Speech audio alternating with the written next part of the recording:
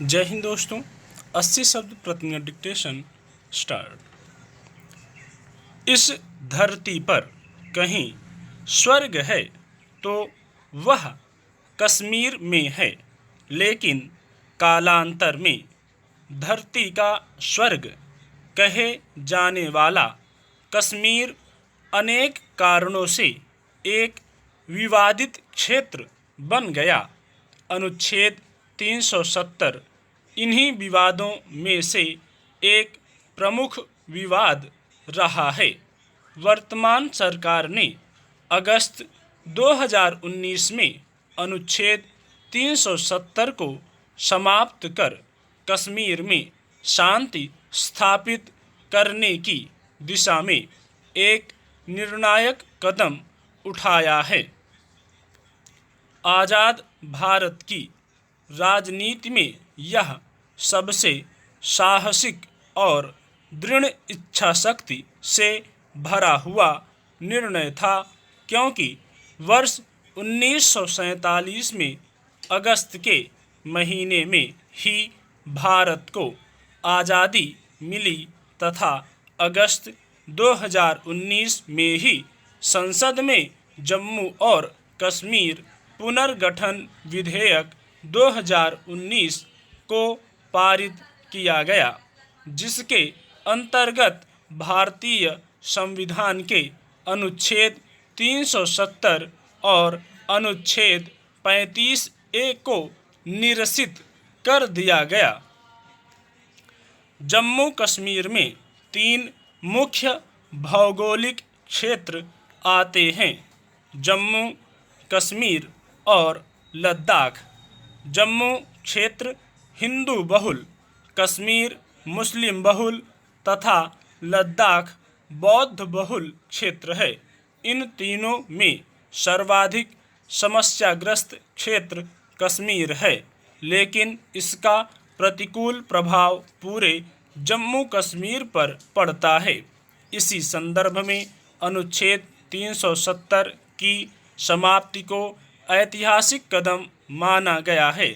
लेकिन प्रश्न यह उठता है कि क्या कारण था कि अनुच्छेद 370 और अनुच्छेद 35A के अंतर्गत जम्मू कश्मीर को भारत के अन्य राज्यों से विशेष स्थिति प्रदान की गई थी। जब ब्रिटिश संसद ने भारतीय स्वतंत्रता अधिनियम 1947 पारित किया तो उसके साथ ही जम्मू कश्मीर सहित सभी रियासतों पर से ब्रिटिश संप्रभुता समाप्त हो गई। अब इन देशी रियासतों को यह अधिकार था कि वे चाहें तो भारत या पाकिस्तान के डोमिनियन में विलय कर लें या अपना स्वतंत्र अस्तित्व बनाए रखें।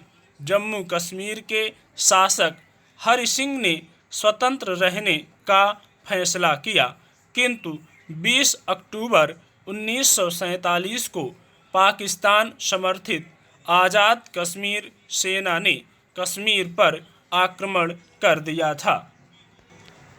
फलतः महाराजा हरि सिंह ने इस संकट से निपटने हेतु भारत के पक्ष में विलय को स्वीकार किया। 26 अक्टूबर 1947 को महाराजा हरि सिंह ने विलय पत्र पर हस्ताक्षर कर दिया, जिसके अनुसार जम्मू कश्मीर ने 3 विषयों प्रतिरक्षा, विदेशी मामले तथा संचार पर भारतीय संघ की सर्वोच्चता स्वीकार कर ली, जबकि शेष मामलों में अपनी स्वायत्तता बनाए रखी। इस विलय पत्र के हस्ताक्षर के बाद तत्कालीन भारतीय प्रधानमंत्री जवाहरलाल नेहरू ने कहा कि जम्मू कश्मीर की जनता अपनी स्वयं की संविधान सभा द्वारा अपना संविधान बनाएगी तथा निर्धारित करेगी कि जम्मू कश्मीर पर भारतीय संघ का अधिकार कितना तथा कैसा हो। इस दौरान भारत का संविधान जम्मू कश्मीर के संबंध में सिर्फ अंतरिम व्यवस्था करेगा।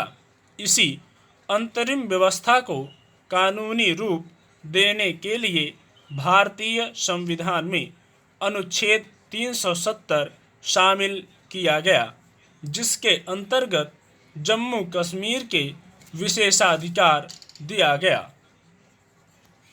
संविधान विशेषज्ञों के अनुसार अनुच्छेद 370 को समाप्त करने को लेकर संविधान में दो बातें कही गई हैं।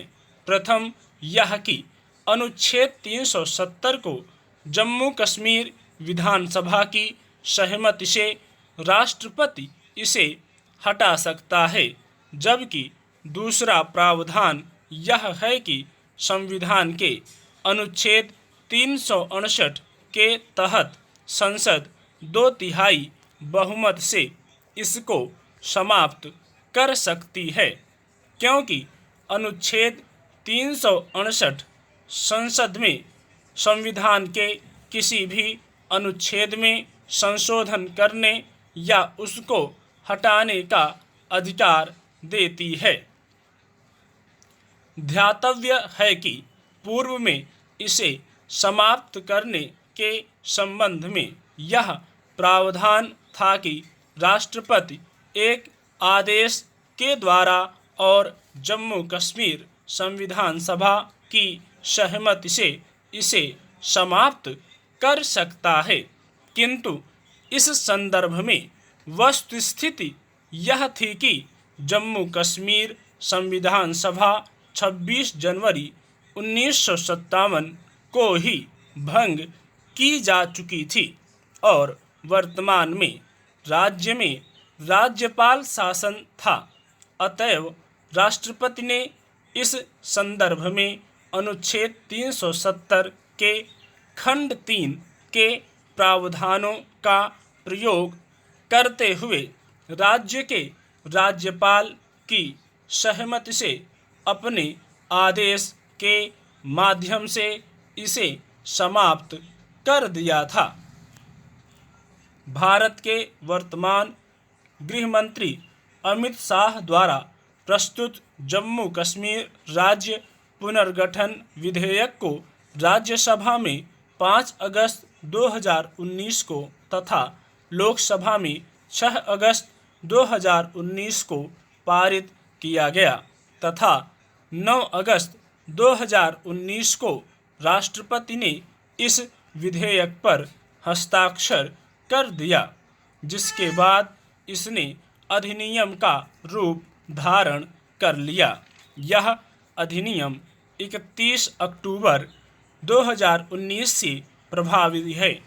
इस अधिनियम के लागू होने के बाद अनुच्छेद 370 और अनुच्छेद 35A के अंतर्गत जम्मू कश्मीर को प्राप्त विशेषाधिकार समाप्त हो गया।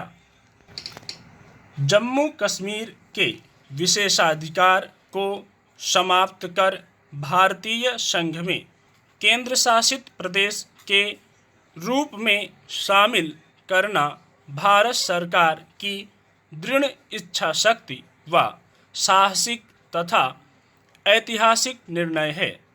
इस दौरान भले ही कुछ अशांति कायम रही, किंतु यह प्रयास मानवता के दृष्टिकोण से प्रेरित होने के कारण इसकी स्वीकार्यता बढ़ी है।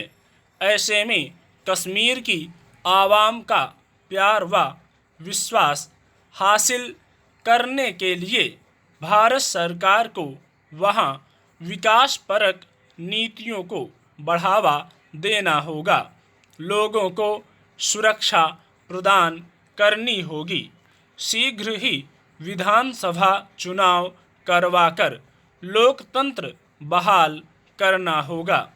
इस कार्य में भारत सरकार के अतिरिक्त भारतीय राजनेताओं की भी अहम भूमिका होगी।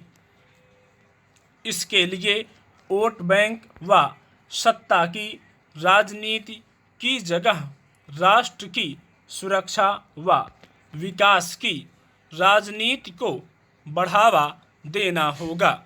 फिर पूंजीपतियों को कश्मीर में निवेश करना चाहिए जिससे वहां विकास को गति मिले। स्टॉप।